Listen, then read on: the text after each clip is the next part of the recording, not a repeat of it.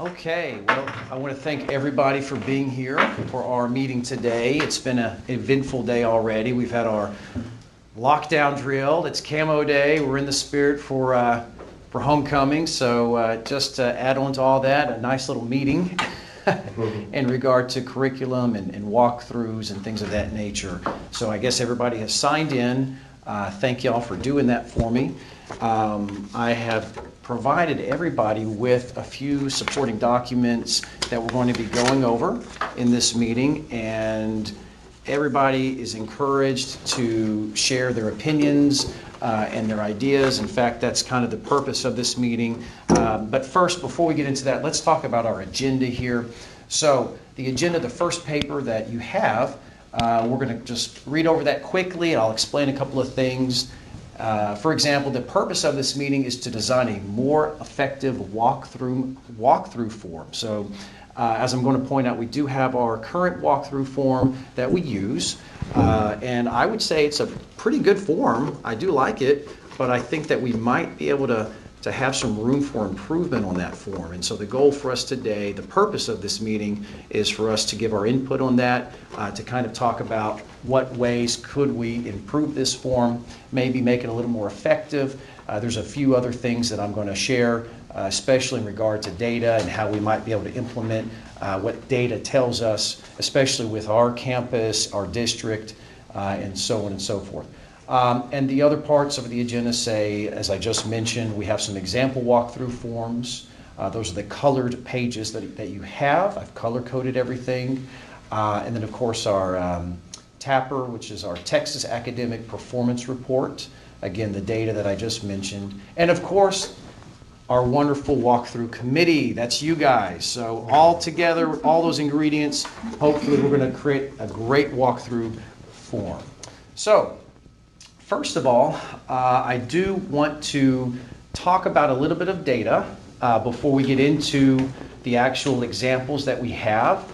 So if everybody could go ahead and go to their TAPR report, I've highlighted a few things. If we could go to page 31, which is literally the very back of the packet. And you'll notice that at the bottom of that page, now this page is our staff information page. So in the TAPR report, we're going to have information, by campus, by subject matter, test scores, student data. But being that this is a walkthrough form, we're centralizing all of our focus on our staff, on our teachers. And so as I was looking at data, and especially towards the bottom of the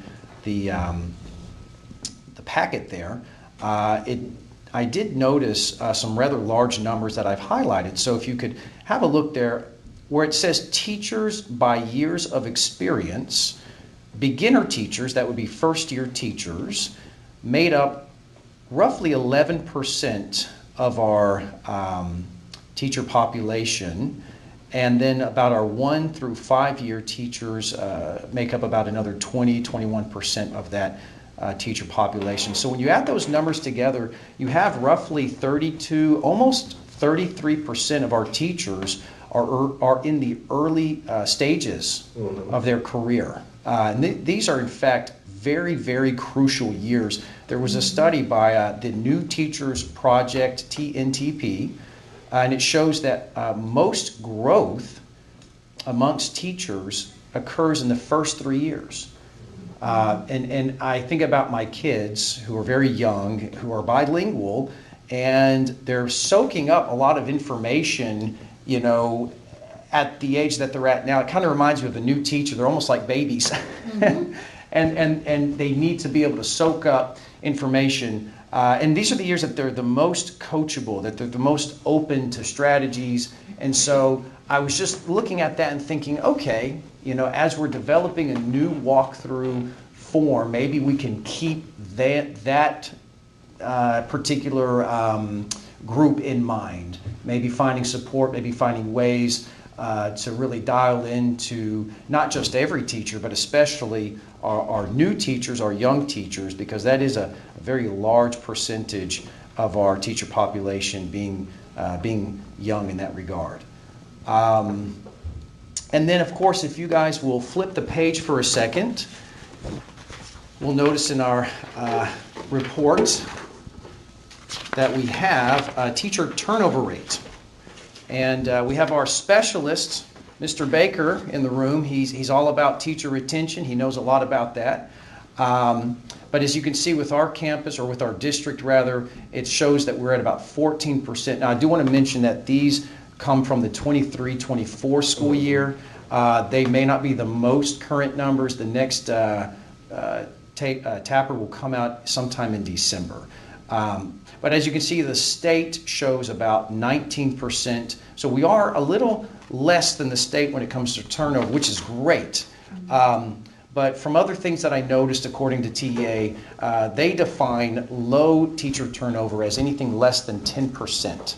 And so we are still a little bit above that 10% mark. TEA also specifies that that 15 to 20% range is on the high end. So again, 14 is I would say moderate. It's not bad. It probably could be better. Compared to the state does have a much higher turnover rate, as we can see.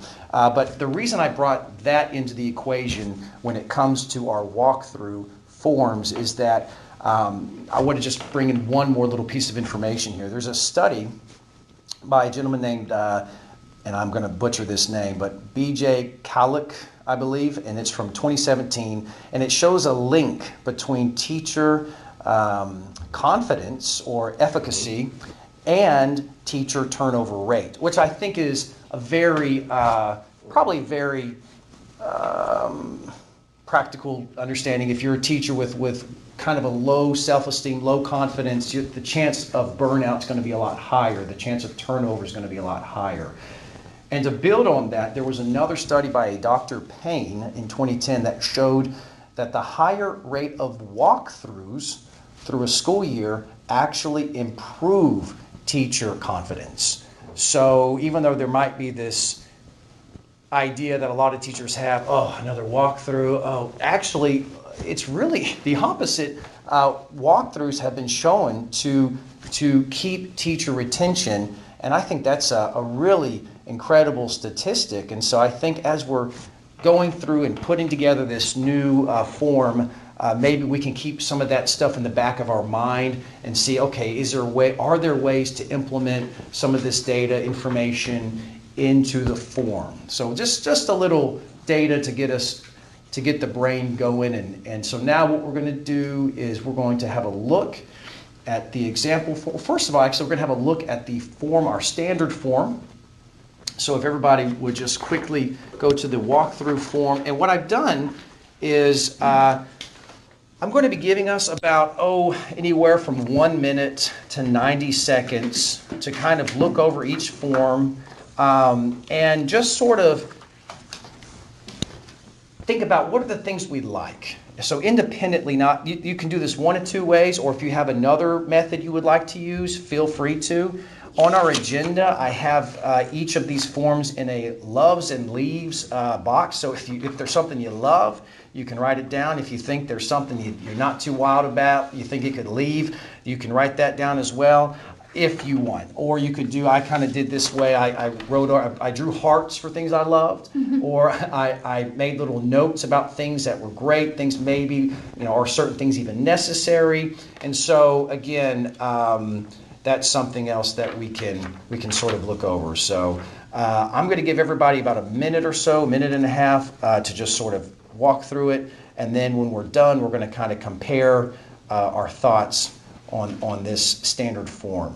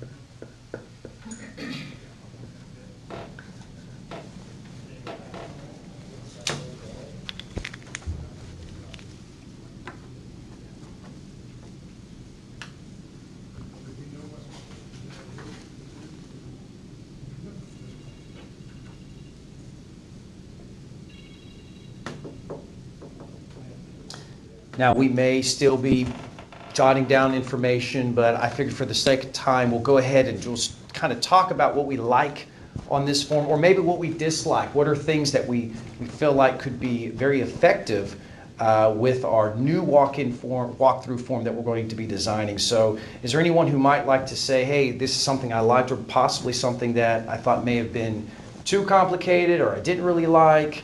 Anybody at all?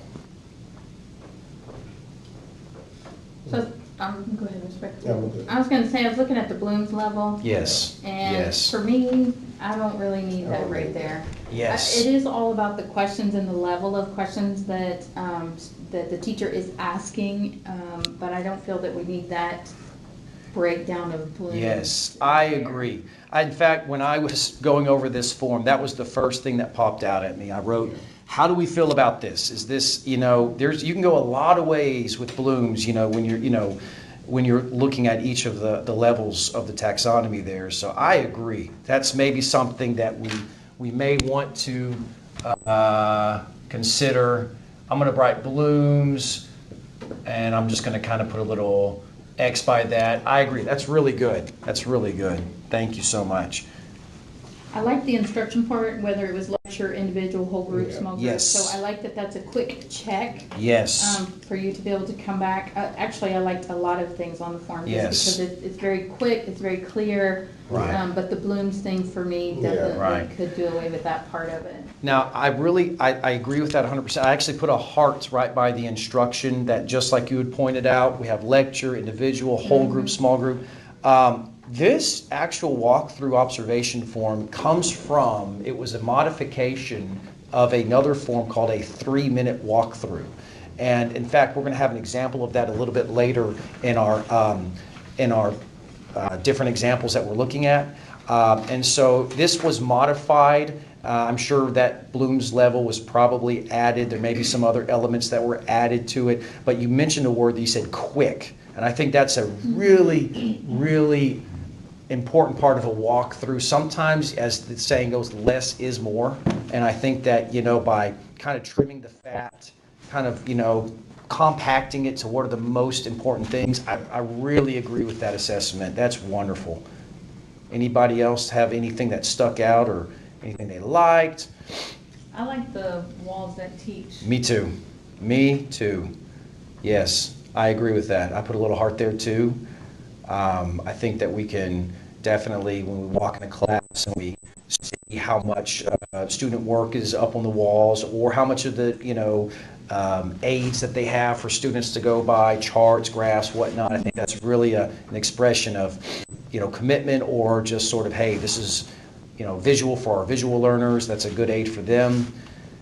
I'm gonna add something. Okay, now, and if you guys agree with me, great. If you don't, that's even better. I want to hear your opinions on that. But where it says classroom management, which of course is key to any observation, I noticed something that said discipline plan. Mm-hmm. So I'm just wondering, how do we think that's necessary? Do we think we need to? And now we also says above that, evidence of rules, routines, and safety procedures. I think that's important. I think that's almost sort of self-explanatory throughout the lesson, how the teacher is responding to students. But in terms of a discipline plan, I'm not sure if we're thinking, is that through with action, or is that through something we need to see tangible? I'm not quite sure what to make of that.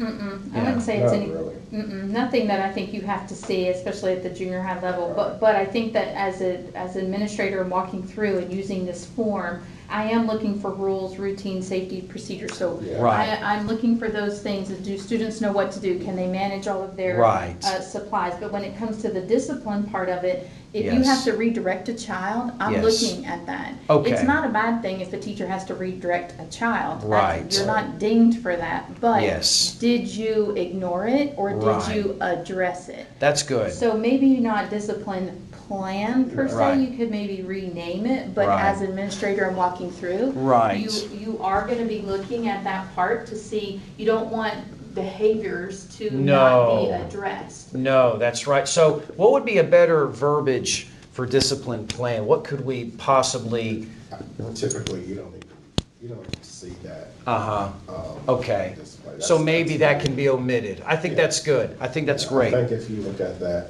and you see how a teacher handles things, then you're gonna quite naturally put that in the walkthrough. Right. One thing that I was thinking, what I saw is that the student orientation to work, you can actually literally move that down to learning environment. 'Cause when you go down to student engagement and attending the teacher, you can move that into that area. So combining those Yeah. two, I think that's a great idea. Yes, so student, let's combine some You can- things here. yeah, You can, because when you're looking at a class and you're observing, basically you know, that can go into that area. Mm-hmm, you're right. Absolutely. Oh, these are great. These are great. Okay, well, I'll tell you guys, that is wonderful input. And Can I throw something else back in there yes, real quick? please, please. So instead of a discipline plan, I would say redirect. Ah, That might be redirects. another way Yeah. to look at that, like, because it's not a plan on the wall, but Right. you would be looking for it. I don't know if you necessarily want to keep it in there, but that's what you would No, be looking for. That's what that's- that would mean. That is me, really, anyway. that is really good, really good. All right. Okay, well, we will be coming back to this possibly, but what I'm going to have us do now is turn our attention to the orange form. And so on our orange form, now this, okay, sorry, can I say the blue form? Let's go blue real quick. Now, this is sort of a walkthrough form that is, it says that it's T-test aligned. So for those of us who are more familiar with T-test from a observer point of view, maybe we can have that quick minute and a half glance and say, okay, how much of T-test verbiage or, how much of that should we, I know it all probably falls under the umbrella, but in terms of the language, would any of this be appropriate for a new walkthrough form? And of course, our likes, our dislikes. So I'm going to go ahead and start that. And this may not even take as long as the previous one, so we'll go ahead and get that going.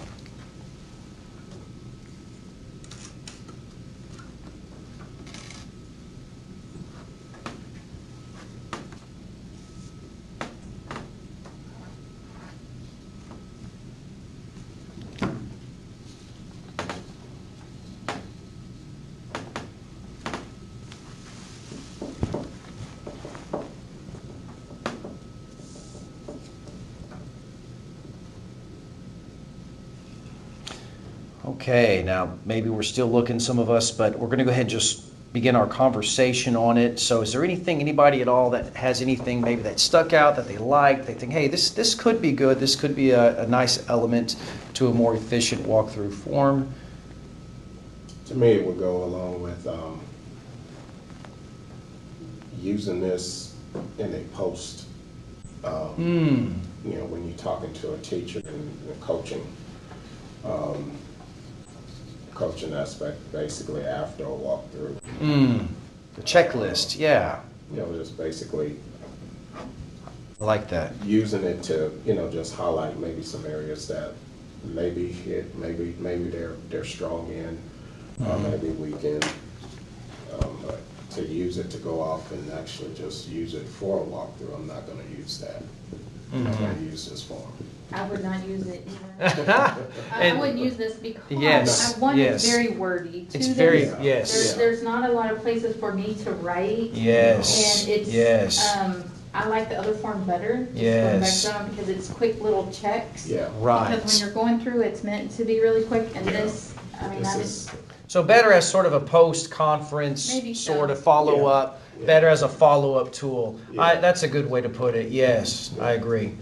Better as a follow-up tool, okay, all right.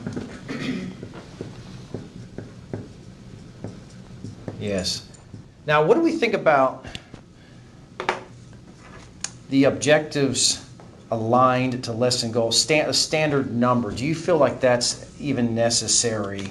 What's In that? That was the first one on the planning section, the very first checkbox aligned up to there. TEKS. Yes, it clearly should be aligned to TEKS, but in terms of the standard number, maybe I'm thinking, are they wanting, oh, that's in the, you know what, I take that back. That's in the planning aspect. So yes, clearly that would come from lesson plans. Okay, that's, yeah, I was a little confused. I was thinking, are they expecting to see a teak on the wall when they walk in the room? But that's clearly not what they're going for. I agree with everyone, what you said. It is a little wordy. If you thought that one was wordy, get ready for the next one. Yeah, so we're looking at the orange. We're moving over to orange now. And this is an interesting one because this is a subject-specific form. This is designed specifically for math. This is from a fifth grade, fifth grade math class. There's a lot going on here, but I will say that there are elements of this that I found to be interesting. Not too many that I would use, but a few that I thought could be effective. So I'm going to go ahead and give you guys some time to look over that, and then we will continue our discussion.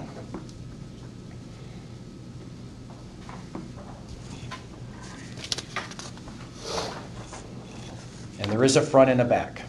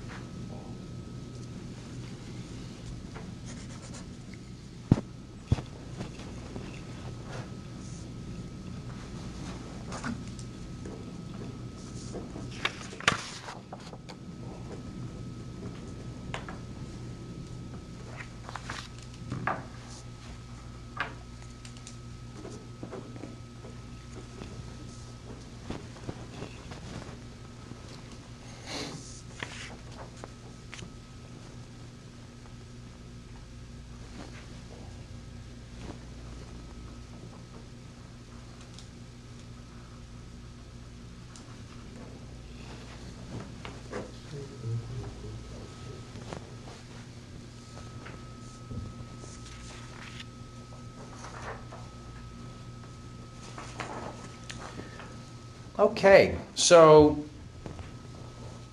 off the cuff, or what were your first impressions? I know it's a big one. It's the largest one that we've looked at. It's front, it's back. To me, it's a little overkill, but there are some elements of it that I thought were nice. Anybody want to share what they may have thought could be utilized from this particular form? Well, I just think because it's compartmentalized in specifics for math, Yes. then this form could also be used. It would probably be a pretty good tool to help do departmental alignments. Oh, that's great. Great. Yes. Yes. Making sure that, goals, Yes. are basically met.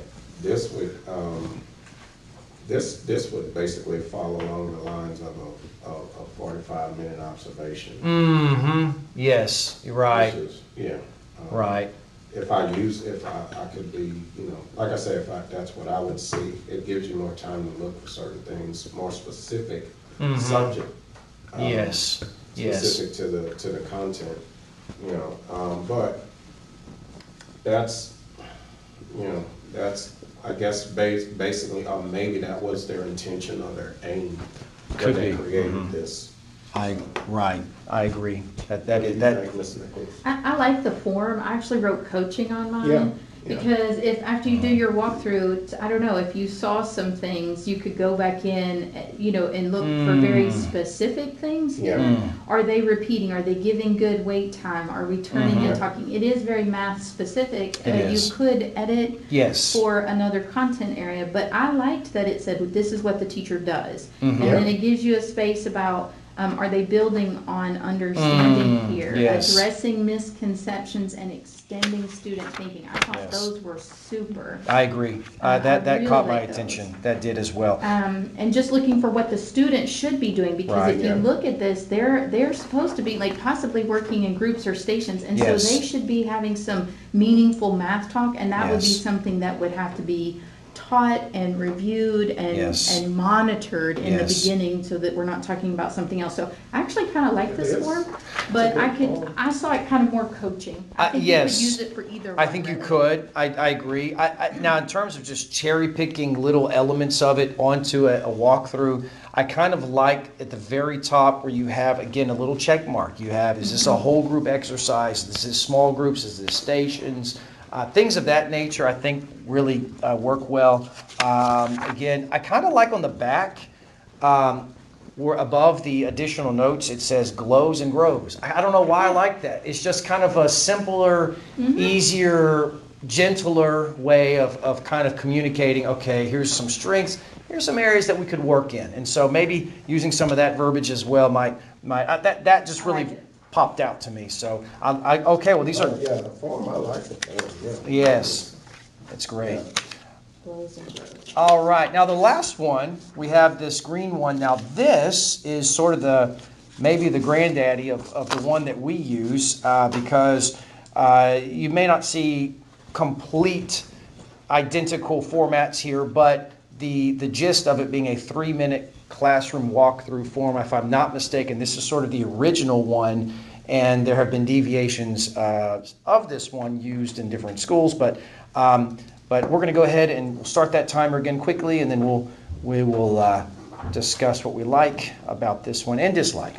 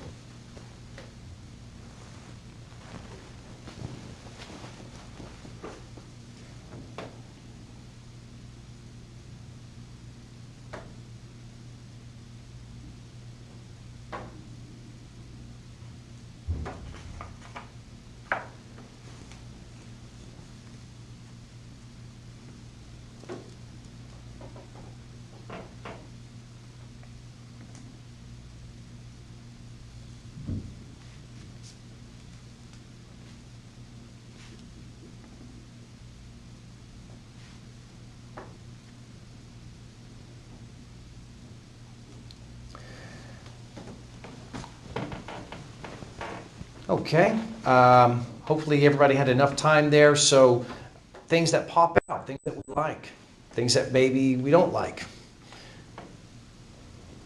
I like the walk the walls. What Yeah. evidence is there of the Right. past standards Yes. taught? So, Yes. I mean, kids don't always get things the first go round. So sometimes Right. anchor charts are things. It doesn't have to be an anchor chart, but something in the room that helps them triggers what they're supposed to do next. So I kind of like that. Me too. That kind of reminds me of our own form, which says walls that teach. So it has sort of that similar vibe in terms of, okay, what do we know? What do the walls show us that these kids have done? I think that's really good. Yes. And I like how they have, maybe you just said that, but an evidence column that shows, okay, here's our evidence, quickly I can circle A, B, C, or D on this. This is what I see, this is good.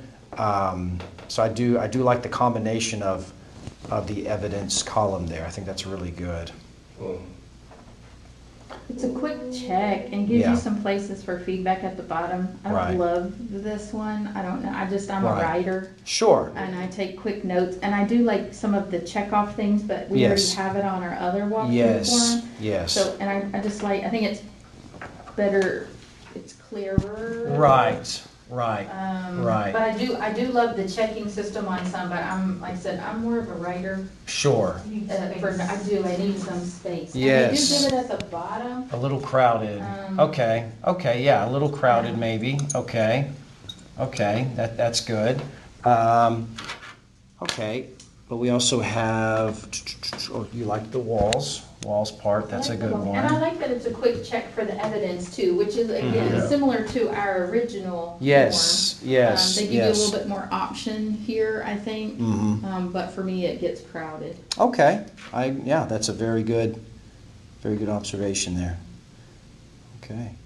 I do like it, number 2, standards-based classroom. On the evidence side, do you either have the essential question of the day or the standard, just some sort of like, do we see the objective? Is the objective stated for this day, for this lesson? And I'm sure that's found in other observation forms, maybe even our own.